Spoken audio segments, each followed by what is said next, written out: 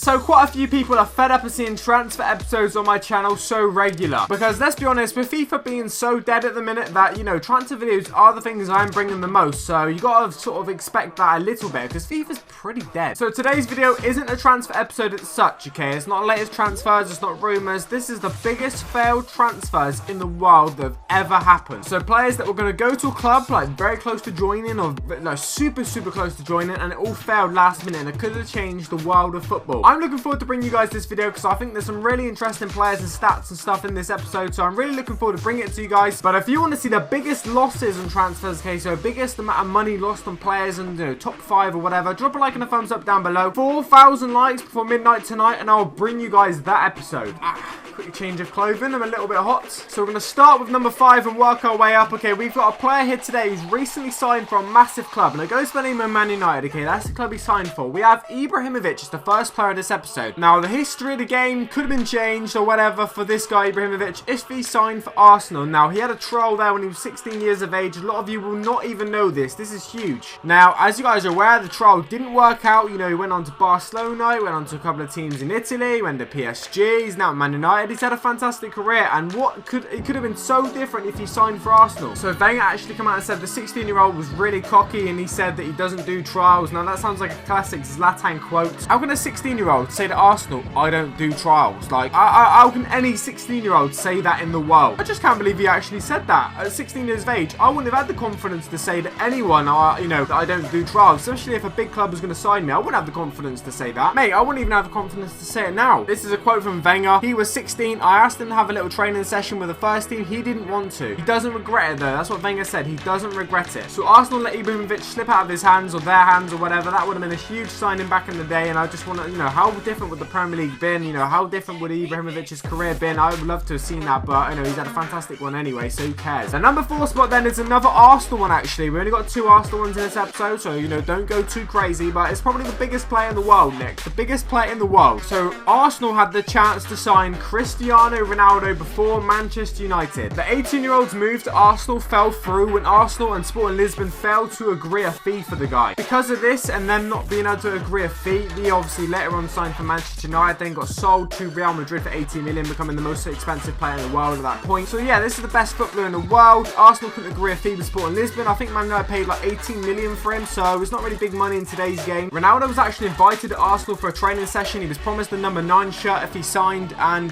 yeah, that's how close he was to joining Arsenal. So how different would the world of football been? Like, you've seen the Ronaldo Messi thing, you know, Ballon d'Ors and stuff. You see him challenging for everything right now. How different would the world of football been if he actually moved to Arsenal? Would he still be the top player he is today? Would he be, you know, even worse? Would he be even better? I mean, who knows what the future would have been if Ronaldo actually moved to Arsenal? Wenger said this, okay, he was here at the training ground and went somewhere else. That has happened to many players. Ronaldo was here, Ibrahimovic was here, and that does not mean they're going to sign on for you. Well, no shit, because they didn't. Next up, we have Gascoigne. Now, this is a really big player, okay, big for English football, you know, fantastic footballer. He actually nearly signed for Manchester United. Now, believe it or not, this is what Sir Alex Ferguson's biggest regret is. So if you ever thought about who, you know, Sir Alex Ferguson missed out on, who his biggest regret is or whatever, it's not even Pogba or letting Pogba go, apparently. It's actually not signing Gascoigne. He then went to Tottenham, and obviously he's had a fantastic career, and he's just a fantastic player. But what actually sealed the deal? Signing the 21-year-old, okay? What was better for him, you know, Tottenham over Man United? Well, I'm going to tell you. It seemed that United had the advantage, okay, to sign Gaza, but, okay, he was really close to joining. But when Spurs bought his parents a house, they also sealed Gaza's signature. That's right, lads, because Tottenham bought his parents a house, that made him go to Tottenham. So, like I say, Fergie, if you want to sign any more players, mate, and you think it's not quite working out, just buy the dad a house. One of the biggest players in the world, as you are, you know, expecting. This is a huge episode with some huge players. This guy manages now one of the biggest teams in the world. We have Zinedine Zidane, and he nearly joined Blackburn Rovers. Yes, lads, Blackburn Rovers. So if you guys are unaware, you know, fresh from winning the Premier League in 1995, yes, lads, that is correct. Blackburn won the Premier League, okay? They want to look out for a superstar that could cement their place as the best side in the country. Kenny Dalglish was going to sign Zidane, okay? When Kenny Dalglish was the manager or whatever at Blackburn, he was going to sign Zidane. Now, apparently, Kenny Dalglish suggested Zidane to the club owner, Jack Walker, and apparently he replied, why this is apparently, why do you want to sign Zidane when we've got Tim Sherwood? You know Tim Sherwood, you know, managed Tottenham for a little bit, managed Aston Villa and stuff like that. That's what the owner said. Why would you want Zidane when you've got Tim Sherwood? I mean, I've never used them quotes in my life. As a result, Blackburn did not sign the future World Cup winner, but it is probably safe to say, you know, Zidane made the best, you know, choice in not going to Blackburn because, you know, just look how his career has panned out. Coming up, lads, the craziest almost transfer that's ever happened in football. This one is huge, one of the biggest players this planet has